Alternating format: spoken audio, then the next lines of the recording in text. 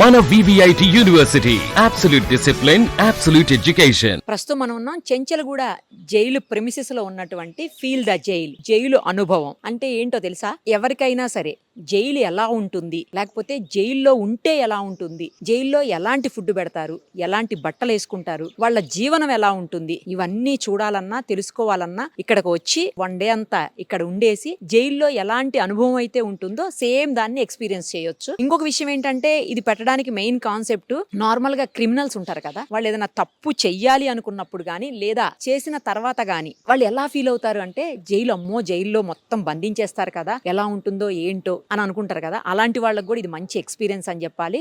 ఇంకొకటి, ఎవరికైనా సరే ఆ ఆలోచన అంటే తప్పు చేయాలన్న ఆలోచన కానీ లేదు అంటే క్రైమ్ చేయాలన్న ఆలోచన కానీ మైండ్లోకి వస్తే ఒక్కసారి ఈ జైల్ని విజిట్ చేస్తే మొత్తం అమ్మో ఇంత భయంకరంగా ఉంటుందా జైలు అని చెప్పి అర్థమయ్యి ఇంకా ఏ తప్పు చేయకుండా తగ్గించుకునే అవకాశం ఉంటుంది. అంటే అలా చేయకూడదు అని చెప్పి వాళ్ళు తగ్గిపోయేటువంటి అవకాశం ఉంటుంది. ఇప్పుడు ఆ ఫీల్ ద జైలు మనం కూడా చూద్దాము, ఒకసారి లోపలికి వెళ్దాం రండి. ఇదిగో ఫస్ట్ బయటే ఉంది చూడండి, ఫీల్ ద జైలు అనుభవం చెంచలగూడ అని చెప్పి ఉంటుంది.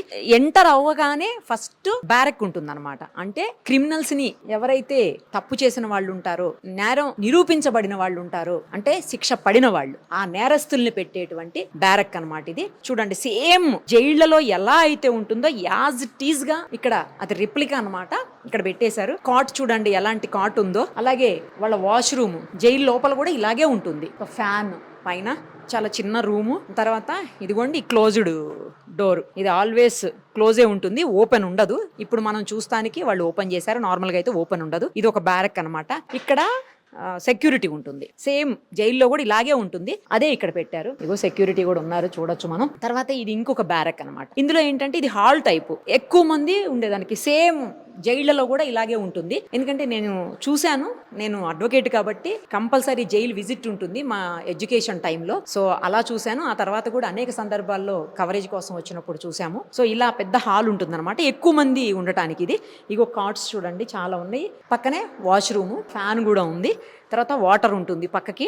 ఆ తర్వాత వచ్చేసి ఇది జైలర్ రూమ్ అన్నమాట. ప్రతి జైల్లో కూడా మనకి జైలర్ రూమ్ అనేది ఉంటుంది. ఆ జైలర్ రూమ్ ఇక్కడ కనిపిస్తుంది, చూడొచ్చు. ఇది ఆయన టేబుల్, ఛాంబర్ అన్నట్టు అనమాట. ప్రతి చోట ఇలాగే ఉంటుంది. తర్వాత ఇది వచ్చేసి హై సెక్యూరిటీ అలర్ట్ ఉండేటువంటి బ్యారక్ అనమాట. దీని లోపల ఏంటంటే మనకి ఇక్కడ ఇప్పుడు ఇది లాగ్ కనిపిస్తుంది కదా, దీనికి అంటే పెద్ద గేట్ ఒకటి కనిపిస్తుంది.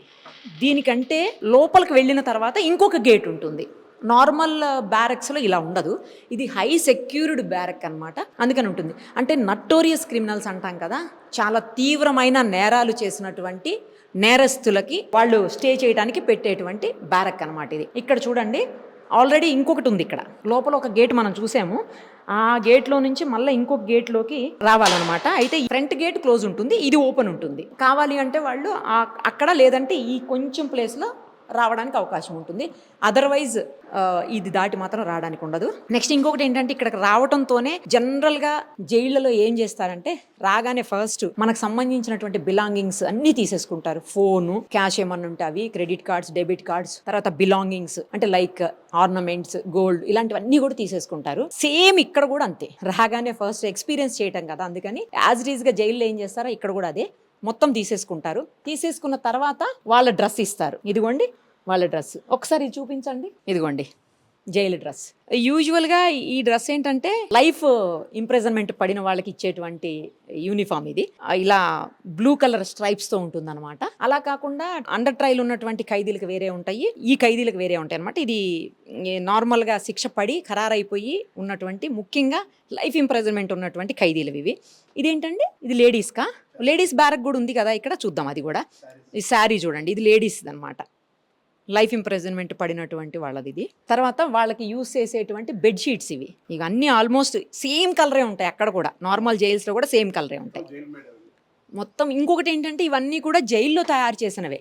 జైల్లో ఖైదీలు చాలా స్కిల్డ్ ఉంటారు చాలా మంది, అలాంటి వాళ్ళు తయారు చేసినవే. ఇది బెడ్షీట్ అనమాట. ఇది వచ్చేసి బ్లాంకెట్, ఇది వింటర్ సీజన్లో యూజ్ చేయడానికి, అప్పుడు చలి ఉంటుంది కదా అప్పుడు యూజ్ చేయడానికి. తర్వాత కింద బకెట్స్ ఉన్నాయి, అవి కూడా చూడండి. నెక్స్ట్ ఇంకొకటి సోప్స్ అనమాట. సోప్స్ కూడా వాళ్ళు తయారు చేసినవే ఇక్కడ, ఇదిగోండి. సో వాళ్ళకి స్నానం కోసం యూజ్ చేసేటువంటివి అనమాట. నెక్స్ట్ లేడీస్ బ్యారక్ చూద్దాము.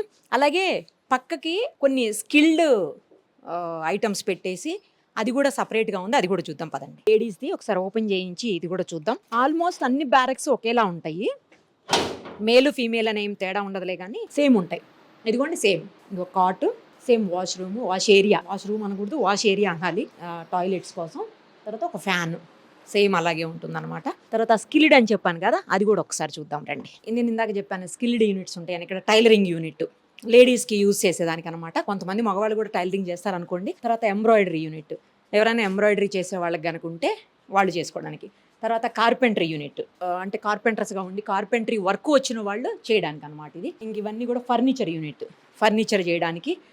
తర్వాత స్పిన్నింగ్ యూనిట్, ఇక్కడి నుంచి చెప్పాను ఇందాక చూపించాను కదా నేను, బెడ్షీట్స్, కొన్ని రకాలైనటువంటి టవల్స్, తర్వాత కొన్ని శారీసు, ఇలాంటివి కూడా ఇక్కడ తయారు చేస్తుంటారు. అందుకోసమని ఆ స్పిన్నింగ్ యూనిట్ అనమాట. ఇవన్నీ కూడా స్పిన్నింగ్ యూనిటే. అదిగో వాళ్ళ ఖైదీలకు సంబంధించినటువంటి డ్రెస్సులు కూడా ఉన్నాయి చూడండి. అండర్ ట్రైల్ వాళ్ళవి ఉన్నాయి, ట్రైల్లో ఉన్న వాళ్ళవి అనమాట. తర్వాత శిక్ష పడిపోయిన నేరస్తులవి కూడా ఆ డ్రెస్సు యూనిఫామ్ మనం చూడొచ్చు. సేమ్ జైల్లో కూడా ఇలాగే ఉంటుంది, నార్మల్ రియల్ జైల్లో కూడా ఇలాగే ఉంటుంది. తర్వాత పక్కకి వాటర్ ఉంది, అది కూడా చూద్దాం రండి. ఇంకా డే టైంలో ఖైదీలను బయటికి వదిలినప్పుడు వాళ్ళు స్నానం చేయడానికి వాటర్ యూస్ చేసుకుని, బ్రష్ చేయడానికి, అలాంటి వాటికి, ఫేస్ వాష్ చేసుకోవడానికి, అలాంటి వాటికి యూస్ చేయడానికి అనమాట. ఇది వాటర్ ట్యాంక్ లాగా ఉంటుంది, అది కూడా పెట్టుంచారు. తర్వాత ఇంకొకటి గార్డెన్ కూడా పెట్టారు చూడండి. ఇక్కడ రియల్గా జైళ్ళలో కూడా ఇలాగే గార్డెన్ ఉంటుంది. ఆ గార్డెన్ కూడా ఇక్కడ same replica, same as it is గా పెట్టేశారు. తర్వాత ఇంకొకటి ఇక్కడ చూడండి, సెక్యూరిటీ. జైళ్లలో కూడా సేమ్ ఇలాగే సెక్యూరిటీ ఉంటుంది. ఫ్రంట్ మనం వెళ్లే ముందే ఆ సెక్యూరిటీని దాటుకునే లోపలికి వెళ్ళాలన్నమాట. సో అది కూడా పెట్టారు చూడండి. అంటే ఇంకా నేను ఇందాకే చెప్పాను కదా, యాజ్ ఇట్ ఈస్ గా జైల్లో ఎలా అయితే ఉంటుందో సేమ్ అదే మనం ఇక్కడ చూస్తున్నాము. బిల్డింగ్ మీకు కనిపిస్తుంది చూడండి, 1912లో కట్టినటువంటి బిల్డింగ్ అన్నమాట అది. అంటే చాలా ఇయర్స్ బ్యాక్. ఎంత స్ట్రాంగ్ ఉందో చూడండి. అప్పట్లో కన్స్ట్రక్షన్స్ మేబీ ఇలాగే ఉండేవేమో. ఇంకా పక్కకే మీకు జైలు, మెయిన్ జైలు అంటే మెయిన్ చెంచల్గూడ జైలుకి సంబంధించినటువంటి వాల్స్ కనిపిస్తున్నాయి చూడండి. ఎంత ఎక్కువ హైట్ ఉన్నాయో మీకు ఆ వాల్స్ కూడా కనిపిస్తున్నాయి, అబ్జర్వ్ చేయండి. నెక్స్ట్ ఇక్కడ ఉండాలి అంటే ఫీల్ ద జైలుకి ఎవరన్నా విజిట్ చేయాలి అంటే రోజు అయితే, అంటే మొత్తం ఫుల్ డే ఉంటేనేమో 2000 రూపీస్. ఒకవేళ హాఫ్ డే అంటే 12 hours ఉండాలంటే మాత్రం 1000 రూపీస్ అనమాట. అలాగే పక్కకి మ్యూజియం కూడా ఉంది, అది జస్ట్ 20 రూపీసే. ఆ మ్యూజియం కూడా కంపల్సరీ విజిట్ చేయాల్సిన అవసరం ఉంది. అది ప్రస్తుతానికి అలో చేయట్లేదు మీడియా వాళ్ళని, జస్ట్ వచ్చిన వాళ్ళు డైరెక్ట్గా చూడొచ్చు అనమాట. చిన్నపిల్లలకి అయితే 10 రూపీసే. ఆ మ్యూజియంలో పాతకాలం నాటి జైళ్ళు ఎలా ఉండేవి, అలాగే ఆ జైల్లో ఎలాంటి ఎక్విప్మెంట్ వాడేవాళ్ళు, అప్పట్లో శిక్షలు వేసినప్పుడు హ్యాండ్ కఫ్స్, లేకపోతే లెగ్స్కి వేసేవి, అలాంటివన్నీ ఎలా ఉండేవి, తర్వాత ఎంతమంది పట్టుకెళ్తుండేవాళ్ళు పోలీసులు అంతా కూడా, అట్లాంటివన్నీ కూడా మనకు ఆ మ్యూజియంలో కనిపిస్తుంటాయి. బ్యాక్ సైడ్ ఉంది అది మ్యూజియం కూడా, పక్కకే అంటే ఫీల్ ద జైల్ కాన్సెప్ట్ పక్కకే ఆ మ్యూజియం కూడా ఉంటుంది.